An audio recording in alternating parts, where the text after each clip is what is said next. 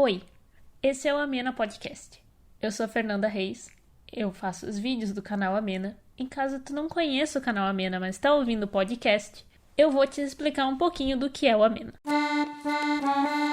papierpodcast.com.br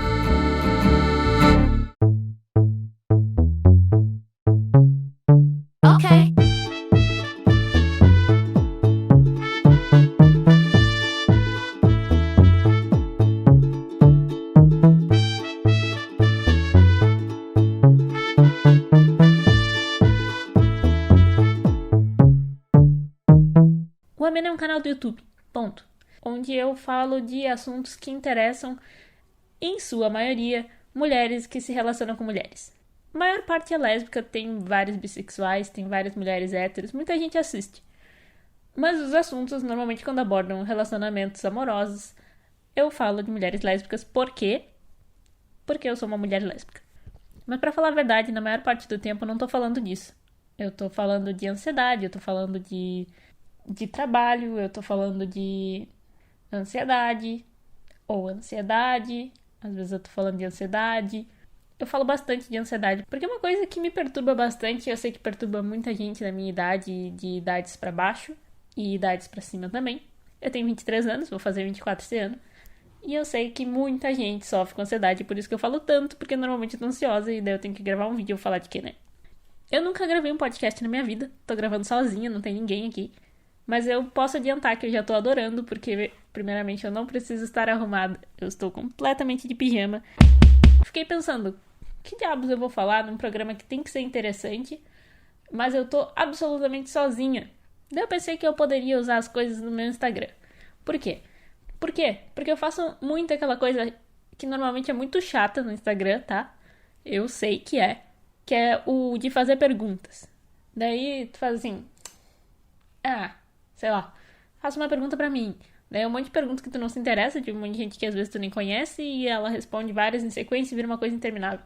Sim, é exatamente essa ferramenta que eu adoro usar no meu Instagram, mas normalmente é ouvindo o lado das pessoas que estão respondendo, não é eu querendo saber o que alguém quer saber sobre mim. Dá pra entender? E eu fiz uma pergunta esses dias que eu acho que tem tudo a ver com o que a gente tá fazendo aqui. Eu fiz a seguinte pergunta, acompanhe comigo. Instituto Amena de Pesquisas quer saber: lésbicas e bissexuais, qual o setor da vida que vocês colocam mais energia e dedicação? Daí eu dei algumas opções: vida amorosa, vida profissional, vida acadêmica, vida espiritual. Eu queria ter uma ideia de como é a autopercepção das pessoas, de onde elas colocam mais a dedicação delas. Eu fiz essa pergunta por 2 motivos. É claro que eu não ia explicar todos esses motivos pelo Instagram, não teria nem porquê. Então eu acho que o lugar mais apropriado pra eu dizer tudo isso é aqui, já que eu tenho muito tempo, tô sozinha, posso enrolar pra caramba. E se eu atingir 10 minutos nesse programa, eu tô grande. Mas é assim, ó. Eu fiz essa pergunta porque eu tava me perguntando onde eu tava botando toda a minha energia.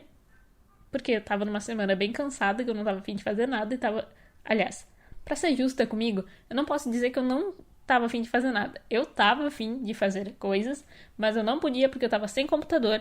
E sem computador, o meu trabalho não existe, porque eu sou cinegrafista e editora. Então, na maior parte do tempo, eu tô editando.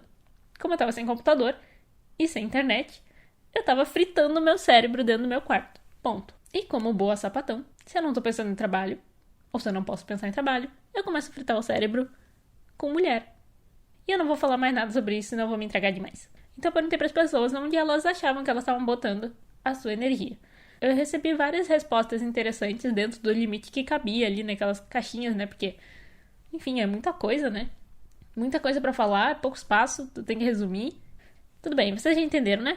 Eu vou ler algumas dessas respostas e eu vou comentar um pouco sobre elas. Mas a intenção não é comentar exatamente sobre elas, porque, obviamente, as pessoas responderam o jeito que elas interpretavam, mas não me davam alguma grande problemática para comentar, né? Mas vejam bem, algumas pessoas me responderam o seguinte: a grande parte das pessoas disse que coloca sua energia na vida acadêmica e profissional. Nenhuma surpresa, mas obviamente muito bom, né? Por exemplo, eu ponho a minha energia no profissional e autoconhecimento. Eu mudaria só de casa mesmo, já ajudaria. Profissional e acadêmica, me sinto meio esgotada. Mas tô contente sim, feliz com os meus objetivos. Acho que tenho muito a evoluir ainda, mas se pudesse mudar, ficaria com a espiritual. Daí a outra disse, tô colocando mais energia nos estudos agora. É bom, mas não é feliz. Eu achei ótima essa frase. Tipo, é bom eu botar minha energia no estudo, mas não é feliz. Eu não tô exatamente contente fazendo isso, mas sei que vai dar em algum lugar. Afetiva e amorosa. Amigos, rolês, relacionamentos, etc. Recentemente eu passei a colocar muita energia em outras coisas, tipo profissional e hobbies. Porque percebi que me sugava muita energia ficar me preocupando com as pessoas o tempo todo, principalmente na questão de crushes e amor. Todas essas mensagens, eu fiquei pensando, poxa, eu não sei se é porque eu sou uma escorpiana sem nenhuma vergonha na cara, mas eu passei muito tempo na minha vida me preocupando unicamente com a minha vida amorosa. E demorou muito tempo, e é claro, isso é coisa de adolescente burguês safado, porque tem gente que não tem esse tipo de preocupação. Eu, apesar de não poder me chamar de burguesa safada, eu ainda tinha muitos privilégios e realmente eu não precisava me preocupar com muita coisa. Quando eu me dei conta disso, e eu vou dizer pra vocês, eu só me dei conta disso quando eu entrei na psicóloga, e vocês ainda vão me ouvir falar muito da minha psicóloga, porque ela é perfeita. Pois bem, continuando. Eu notei que que eu dedicava muito tempo da minha vida para minha vida amorosa. E isso, digamos que eu comecei a notar isso com uns 19 anos, talvez. Que foi quando eu entrei pra terapia. 19? 20. 20 pra 21. Hoje eu tenho 23. Mas com 20 pra 21, eu comecei a me dar conta disso, porque eu tava num relacionamento complicadíssimo, que tava durando 3 anos já. E eu tava trabalhando num emprego muito legal. Eu era estagiária, mas o emprego era maravilhoso. Era muito divertido, era num bairro muito bom de Porto Alegre. Eu não moro em Porto Alegre, eu moro na região metropolitana. Eu pegava 4 ônibus por dia, mas eu adorava aquele emprego e eu tava muito feliz com ele. Mesmo ganhando pouco, trabalhando legal e pegando 4 ônibus por dia, eu ainda tava muito contente. Mas daí, né, a minha vida começou a ficar um inferno, porque eu abri esse relacionamento. Começou a ficar extremamente confusa em muitos aspectos. Era muito complicado de lidar, porque, enfim, cada uma a gente namorava e a gente se amava muito e era companheira em várias coisas. Mas cada uma com seus crushes paralelos. Meu, era complicado de administrar, entendeu? Era exatamente isso. Era complicado, era muita coisa pra administrar. E eu sou uma péssima administradora. Eu não consigo nem manter meu armário organizado do jeito que ele tem que ficar. Tipo, não é uma bagunça, mas também não é organizado, entendeu? Não é uma bagunça completa, não é completamente abandonado. Eu tento, mas eu não sou boa fazendo isso. Na minha vida amorosa não é diferente. Eu não tenho como administrar várias coisas, porque eu sou uma pessoa que foca numa coisa de cada vez. Só que nesse relacionamento em si, eu tava focada em sobreviver só, porque a minha vida tava um inferno. E daí eu entrei pra terapia porque eu cheguei num nível que eu tava todos os dias da minha vida indo pro trabalho maravilhoso, pensando, será que existe felicidade ou alucinei a minha vida inteira que isso existia? Porque eu não lembrava mais o gosto. Eu não lembrava o que era não chorar todos os dias da minha vida. Porque eu tava muito triste. Porque tava uma bosta, porque minha vida tava uma bosta, minha cabeça tava um inferno. Por causa do relacionamento, sim. Mas eu só fui ver isso na psicóloga, né? Façam terapia, sério. Às vezes tem umas coisas muito... Às vezes tem umas coisas muito óbvias que a gente não vê. Só que daí o que aconteceu na minha psicóloga? Não entrando muito em detalhes de como terminou esse relacionamento, mas ele terminou. E a minha psicóloga me fez enxergar as coisas. Ela disse, olha, primeiramente, se tu quer ter um relacionamento aberto, tu tem que ter regras. E realmente a gente não tinha regras, o que complicava muito. Mas eu dizia pra ela, eu não preciso de regras. Quem precisa de regras quando existe uma coisa chamada bom senso? Todo mundo, tá? É bom avisar vocês que tudo precisa de regras, principalmente quando se trata de seres humanos. Um relacionamento monogâmico precisa de regras. Um relacionamento aberto? Também. Hoje, pra mim, isso parece óbvio. Na época era óbvio pra minha psicóloga. Mas não era tão óbvio assim pra mim na época. O que aconteceu? Eu terminei o relacionamento. E foi uma das coisas mais difíceis que eu já fiz na minha vida. No sentido psicológico, porque eu era muito emocionalmente apegada. Num nível que, tipo assim... Sabe quando tu constrói uma casa e daí só tem um pilar no meio? É como se tu fizesse um quiosque de praia, entendeu? Só tem um pilar no meio, não tem 4 pilares. Se tu corta o pilar no meio, cai tudo. Foi o que aconteceu. Eu botei toda a minha vida em cima desse relacionamento. Quando o pilar caiu, eu me fudi. Eu tive que reconstruir tudo. Parece muito dramático falando agora. Mas eu lembro que na época foi realmente muito dramático. Nossa senhora, foi realmente muito dramático. Eu vou contar toda essa história, por quê? Porque tem tudo a ver com tu botar todo o foco da tua vida no relacionamento amoroso, né? Quando eu comecei a trabalhar mesmo, eu já tava nesse relacionamento. É que tá, eu comecei a namorar com 17 anos, fui terminar com 20 e poucos, 20 e tanto, né? Eu tava na idade do 20. Então essa fase, saindo da escola, começando vida profissional, começando cursos, começando etc., ela é uma fase que muita coisa acontece na tua vida. Então se tu tá num relacionamento nessa fase, é bem possível que tu esteja a ponto de se fuder se o relacionamento acabar. Porque pode ser que essa pessoa seja um pilar meio forte na estrutura da tua casinha. É bom não botar pessoa nenhuma nessa estrutura. No tipo, se essa pessoa assumir amanhã, tu ainda vai ter outros pilares pra te manterem firme enquanto tu recupera essa falta que a pessoa faz. Agora, se ela tá no centro de tudo, tu se fudeu. Daí eu comecei a me empenhar em outras coisas, porque no final desse relacionamento, o que começou a acontecer foi o seguinte: eu voltei com o canal. Junto disso, esse lugar muito legal que eu trabalhava faliu. Ele implodiu, digamos assim. E o chefe, o cara que era meu chefe, que virou um grandíssimo amigo, ele virou meu sócio. E eu entrei num bagulho muito legal de fazer vídeos com um cara que eu admiro muito e que a gente se dá super bem. E daí tava acontecendo um monte de coisa legal. Eu tinha voltado com o canal, as coisas estavam acontecendo, entendeu? Sabe quando as coisas estão acontecendo? E eu não conseguia comemorar todas essas coisas. Eu fui ver muito tempo depois que eu não consegui comemorar decentemente nenhuma delas. Por quê? Porque eu tava sofrendo por um relacionamento medíocre. Daí eu comecei a prestar atenção na minha vida profissional. Eu comecei a me empenhar.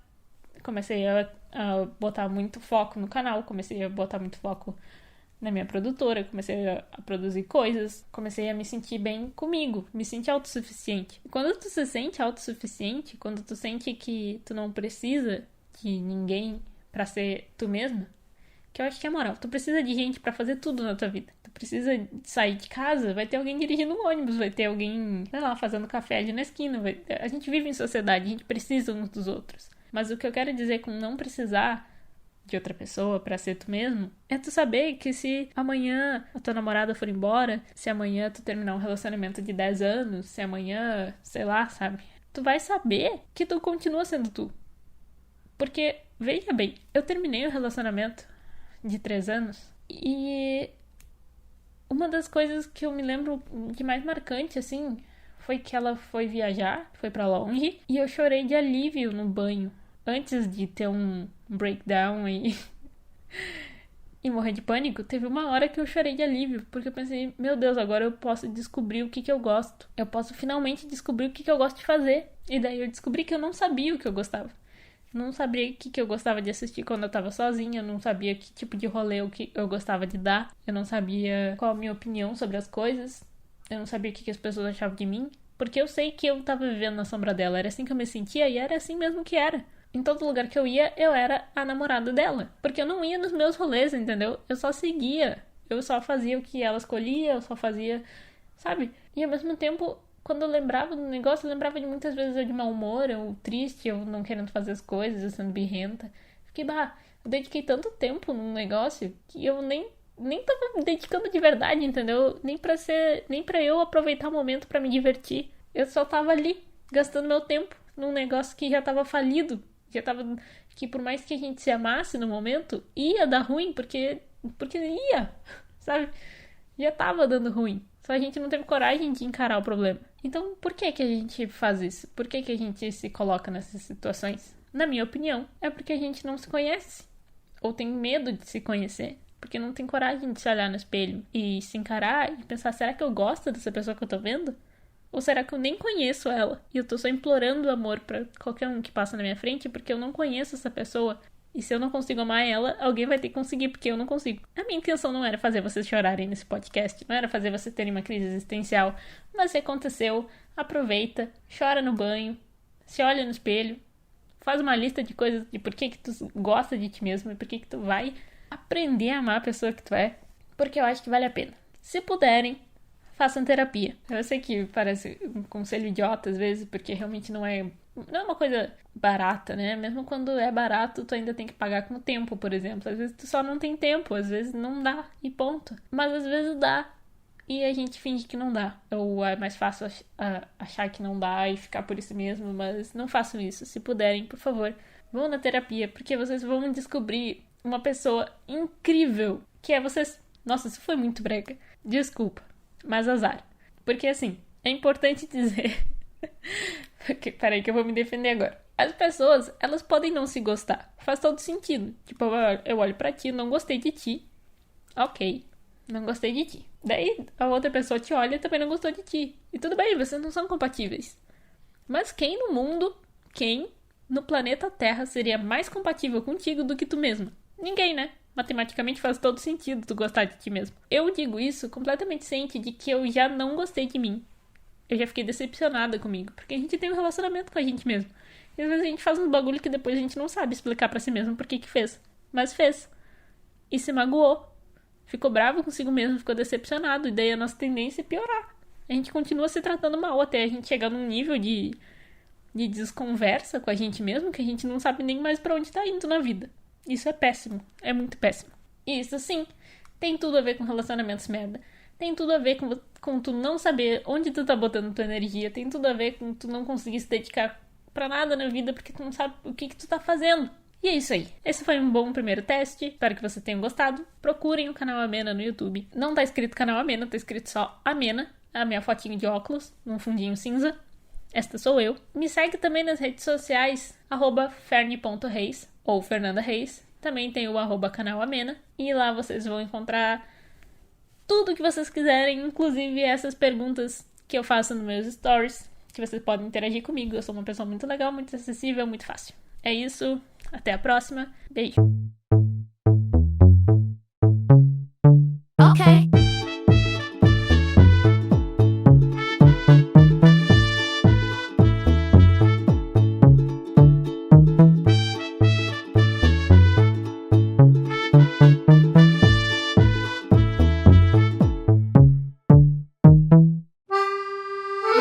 Faça seu podcast.com.br